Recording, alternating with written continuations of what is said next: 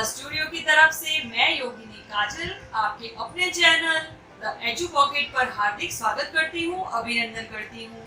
आज का जो हमारा सेशन है वो काफी इम्पोर्टेंट है, जो बेसिकली बच्चों को डेडिकेट है। बच्चों के लिए योग किस तरह से जरूरी है, जहाँ से हम बच्चों को योग की शिक्षा दे सकते हैं, योग की एजुकेशन दे सकते हैं। योगा की इम्पोर्टेंस के बारे में आज हम बात करेंगे और मैं ये चाहती हूँ कि उनके जो पेरेंट्स हैं वो भी इस वीडियो को जरूर देखें और अपने बच्चों को योग से जोड़ें। तो चलिए शुरू करते हैं आज का हमारा सेशन। फ्रेंड्स, जिस तरह से भी लॉकडाउन का पीरियड चल रहा है तो बच्चे काफी बोर हो जाते हैं। स्टडी करके भी कितना करें और कंटिन्यूअसली स्टडी नहीं कर पाते। और फ्रेंड्स, मोस्टली आजकल ये देखने में आता है कि बच्चे जो है मोस्टली जो टाइम है वो गैजेट्स को देते हैं, गैजेट्स पर स्पेंड करते हैं, TV, mobile, laptop, play station. तो इनसे उनकी आई साइट तो वीक होती है और कंटिन्यू सिटिंग से उनको कॉन्स्टिपेशन की प्रॉब्लम हो रही है। उनकी आई साइट पे काफी इफेक्ट पड़ता है, कंसंट्रेशन पावर भी वीक होता है और बच्चे अपना जो ब्रेन एक्टिविटी उनकी जो होती है वो अच्छे से इम्प्रूव नहीं हो पाती। पूरा ध्यान उनका गैजेट्स में ही रहता है और वो नेचर से बिल्कुल अलग हो जाते हैं। तो इस तरीके से मैं चाहती हूँ, पेरेंट्स से मैं रिक्वेस्ट करना चाहती हूँ कि अर्ली एज में अगर आप बच्चों के साथ योग करें, घर में योग का माहौल बनाएं, बच्चों को उससे काफी फायदे मिलते हैं। बच्चों की हाइट ग्रो होती है, physically as well as mentally fit हो जाते हैं, कंसंट्रेशन पावर बढ़ता है, मन की चंचलता दूर होती है, पूरी तरह से अपने आप को शारीरिक, मानसिक और आध्यात्मिक रूप से काफी स्ट्रॉन्ग बन जाते हैं। और इसी के साथ अगर डाइट का भी ध्यान रखें तो डाइट भी अच्छी लें जो आंखों की रोशनी को बढ़ाए, जैसे गाजर है, पालक है। अपने जो भी फूड है उसमें विटामिन्स को इंक्लूड करें, वो इंटेक करने से उनकी आंखों की रोशनी भी बढ़ेगी। तो इस तरह से अपने डाइट का ध्यान रख के ओवरऑल डेवलपमेंट किया जा सकता है। डाइट का ध्यान रख के और साथ ही साथ फिजिकली एक्टिव रह के भी अपने आप को फिट रख सकते हैं। तो चलिए शुरू करते हैं कुछ आसनों का अभ्यास। समस्त स्थिति में आ जाएंगे और दोनों हाथों को अपने कमर के साइड में रखेंगे। इनहेल करते हुए धीरे से पीछे झुकेंगे, बेंड बैक एंड होल्ड। कुछ देर होल्ड करने के बाद में रिलैक्स। इससे आपकी रीढ़ की जो हड्डी है वो मजबूत बनती है। स्पाइन कॉर्ड के लिए बहुत ही अच्छा अभ्यास है। आपकी जो कमर है वो फ्लेक्सिबल बनती है, कॉन्स्टिपेशन की प्रॉब्लम दूर होती है। बहुत ही अच्छा आसन है। नेक्स्ट जो हमारा आसन है वो है ताड़ासन। दोनों हाथों को इंटरलॉक करेंगे एंड धीरे से ऊपर लेके जाएं, श्वास भरते हुए दोनों हाथ ऊपर और अपना फोकस जो है वो किसी एक पॉइंट पर रखें and slowly lift your heels up.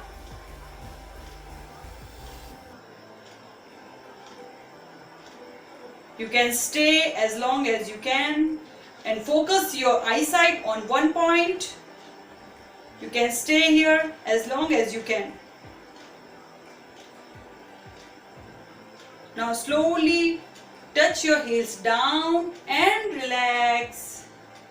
ताड़ासन का अभ्यास अगर बच्चों को अर्ली एज में करवाया जाए तो बच्चों की हाइट ग्रो होती है, it will strengthen their muscles, constipation की प्रॉब्लम दूर होती है और फिजिकली काफी फिट हो जाते हैं। इस तरह से इसका अभ्यास आप बच्चों को 5 to 10 राउंड्स आप करवा सकते हैं। नेक्स्ट हमारा जो आसन है वो है पाद हस्तासन, फॉरवर्ड बेंडिंग।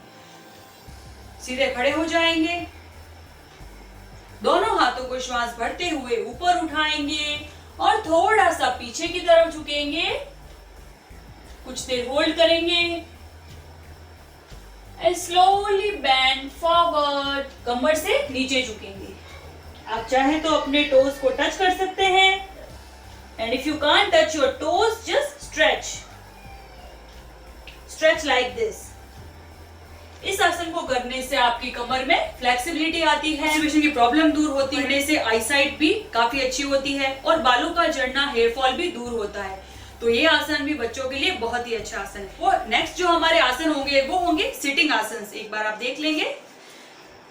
वज्रासन की स्थिति में बैठ जाएं। वज्रासन भी बहुत ही अच्छा आसन है। इसको करने से आपका डाइजेशन इंप्रूव होता है, आपके कोर की जो मसल्स है वो स्ट्रांग बनती है, ब्लड सर्कुलेशन काफी तेजी से बढ़ता है। तो इस तरह से आप खाना खाने के बाद में वज्रासन की स्थिति में बैठ सकते हैं। नेक्स्ट जो हमारा आसन होगा वो होगा बालासन। दोनों पैरों के बीच में थोड़ा सा gap, touch your buttocks down. श्वास भरते हुए दोनों हाथों को ऊपर उठाना है।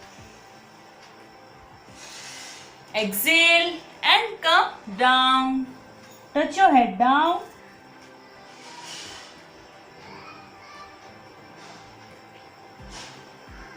And slowly relax. बालासन का अभ्यास भी आप चाहे तो बच्चों को करवा सकते हैं। इसको करने से आपकी जो ब्लड सर्कुलेशन है वो ब्रेन की तरफ जाता है, तो इससे आपका जो कंसंट्रेशन पावर है वो बढ़ता है और जो ब्रेन सेल्स है वो एक्टिव हो जाती है। पद्मासन की स्थिति में बैठ जाएंगे। राइट लेग को लेफ्ट थाई पे रखेंगे और लेफ्ट लेग को राइट थाई पर रखेंगे। Keep your back straight, neck straight and chin parallel. इस तरह से पद्मासन की स्थिति में बैठ जाएंगे। दोनों हाथों को ज्ञान मुद्रा में अपनी नीज पे रखेंगे। And keep your eyes closed and chant Om. Take a deep breath in and slowly breathe out. Again, take a deep breath in.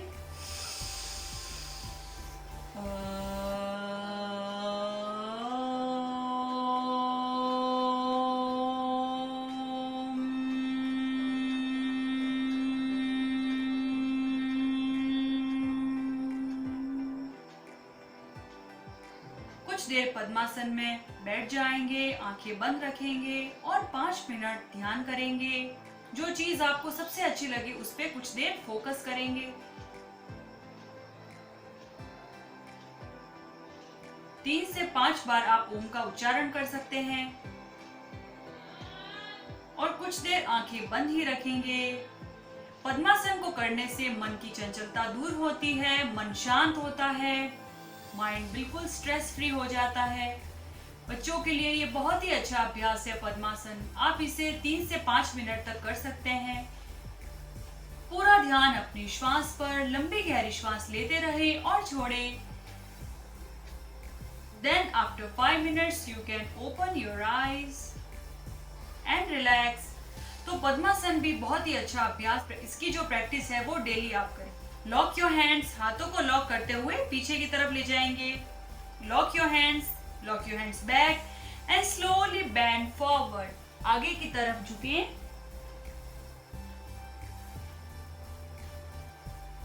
Hold and slowly relax. योग मुद्रा का अभ्यास करने से जो हमारा ब्लड सर्कुलेशन है वो हमारे ब्रेन की तरफ जाता है। इससे हमारा ब्लड सर्कुलेशन इंप्रूव होता है, मेमोरी पावर बढ़ती है और बच्चों में कंसंट्रेशन पावर भी बढ़ता है। अगर किसी को माइग्रेन की प्रॉब्लम है तो वो आगे ना झुके। इस तरह से हमने कुछ आसनों का अभ्यास किया और अब हम बात करते हैं प्राणायाम की। प्राणायाम में अनुलोम विलोम प्राणायाम जो है वो बहुत ही अच्छा अभ्यास है। अनुलोम विलोम प्राणायाम को करने से आपका कंसंट्रेशन पावर इंक्रीज होता है। अगर काफी बेचैनी है, स्ट्रेस है, तो अनुलोम विलोम प्राणायाम को करने से ये सब दूर हो जाते हैं। और जिनको अगर नींद नहीं आती है वो भी इस अभ्यास को सोने से पहले 2 से 3 मिनट तक करें। आप कम से कम ये अनुलोम विलोम प्राणायाम 10 से 15 बार कर सकते हैं। एक बार आप देख लीजिए। अपने राइट नोस्ट्रल को राइट थंब से प्रेस करना है और इनहेल करना है लेफ्ट से। Inhale from left and exhale from right.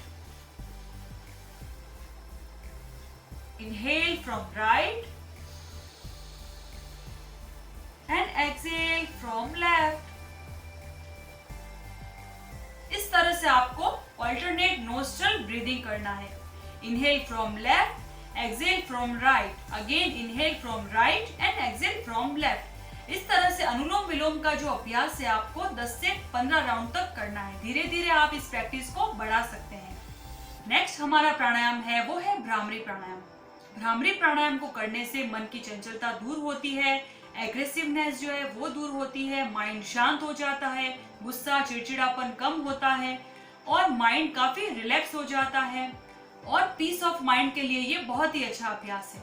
हमें भ्रामरी मीन्स होता है भंवरा। हमें भ्रामरी में भंवरे की तरफ गुंजन करना है। हमारे थ्रोट से हमें एक इस तरह का उच्चारण करना है। Make a sound from your throat. एक बार आप देख लीजिए। अपने इंडेक्स फिंगर को फोरहेड पर रखेंगे और अपनी आईज को क्लोज करेंगे फिंगर से और अपने थंब से अपने ईयर्स को प्रेस करेंगे। Normal breathe in and slowly breathe out. Take a deep breath इन।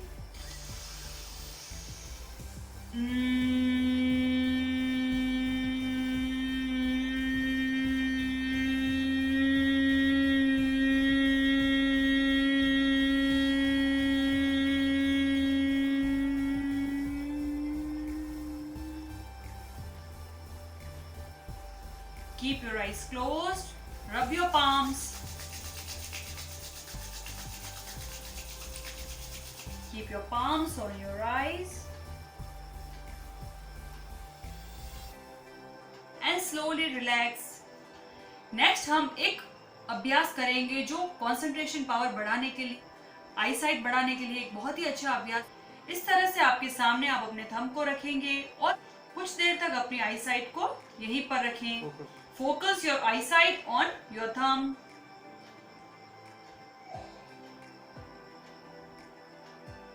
कुछ देर आपको इसका अभ्यास करना है। कंसंट्रेशन पावर बढ़ाने के लिए ये बहुत ही अच्छा अभ्यास है। बच्चों को डेली इसकी प्रैक्टिस करवाएं। कुछ देर तक आपका फोकस यहीं पर रखें। Right side and middle. Focus as much as time you can. हमें एक चीज ध्यान रखने की, हथेलियों का जो ये सेंट्रल वाला पार्ट है इसे हमारी आंखों पे इस तरह से रखेंगे। सेंट्रल वाले पार्ट को हम आंखों के ऊपर रखेंगे। कुछ देर रब करके हथेलियों को आंखों के ऊपर रखेंगे इस तरह से। ऐसा करने से आपकी आई साइट काफी स्ट्रॉन्ग बनती है, आंखों की मसल्स को भी आराम मिलता है। इस तरह से आप कुछ अभ्यास कर सकते हैं। So stay fit and practice yoga at your home. तो फ्रेंड्स, ये था हमारा आज का सेशन जिसमें हमने प्राणायाम, आसन, काफी कुछ सीखा। अगर बच्चे डेली इसका अभ्यास करते हैं तो उनको काफी इम्प्रूवमेंट मिलेगा। पढ़ाई में भी काफी मन लगेगा, मन की चंचलता दूर होगी, कंसंट्रेशन पावर बढ़ेगा, तो उनको स्टडी में भी काफी हेल्प मिलेगी। और मैं ये चाहती हूँ कि सभी पेरेंट्स जो है ज़्यादा से ज़्यादा बच्चों को नेचर से जोड़ें। अगर आप वॉकिंग करते हैं तो बच्चों को वॉकिंग पे लेके जाइए, बाहर अम्यूज़मेंट पार्क लेके जाइए उनको। बच्चे चाहे तो अगर मिट्टी में खेले तो मिट्टी में भी आप उन्हें खेलने दें, उन्हें रोके नहीं। चाहे वो धूप में जा रहे हैं तो भी उन्हें जाने दीजिए, बारिश का मज़ा लेने दीजिए। जितना हो सके उनको नेचर से जोड़े रखें। जितना बच्चा नेचर से जुड़ेगा उतना ही ज़्यादा उसका डेवलपमेंट जल्दी से होगा। तो इस तरीके से पेरेंट्स और बच्चे एक घर में माहौल बनाएं। अगर बच्चे योग को जीवन में अपनाते हैं, योग और प्राणायाम को, तो उनको स्टडी में काफ़ी हेल्प मिलती है। स्टडी का प्रेशर है वो उन पे नहीं गिरेगा। बच्चे इजीली स्ट्रेस फ्री होकर अपना एग्ज़ाम दे सकते हैं। तो इस तरह से मैं चाहती हूँ, पेरेंट्स से रिक्वेस्ट करना चाहती हूँ कि आप खुद भी योग करें और अपने बच्चों को भी योग से जोड़ें। अगर बच्चा बोर हो जाता है, अगर उसका मन नहीं लगता है प्राणायाम, आसन में, तो आप बच्चों को रिदमिक योगा करवा सकते हैं, प्रॉप योगा करवा सकते हैं। इससे बच्चों का कंसंट्रेशन बढ़ता है, उनको इंटरेस्ट भी आने लगता है। Rhythmic yoga, dance yoga, prop yoga, चाहे आप चाहे तो स्टिक के साथ कर सकते हैं, बॉल के साथ कर सकते हैं। और भी अगर आप योग या मेडिटेशन से रिलेटेड कोई जानकारी लेना चाहते हैं तो please the edu pocket channel के साथ जुड़े रहिए, ताकि आपकी जो भी अपडेट्स है वो आपको कंटिन्यूअसली मिलती रहेगी। नमस्ते। और सूर्य नमस्कार के लिए मैंने आई बटन पे मेरा जो वीडियो है वो आप देख सकते हैं, किस तरह से सूर्य नमस्कार करें, इसकी प्रैक्टिस करें। तो आप मेरे चैनल पे जाके देख सकते हैं। प्लीज़ मेरे चैनल को लाइक, शेयर एंड सब्सक्राइब ज़रूर कीजिए। Thank you. नमस्ते।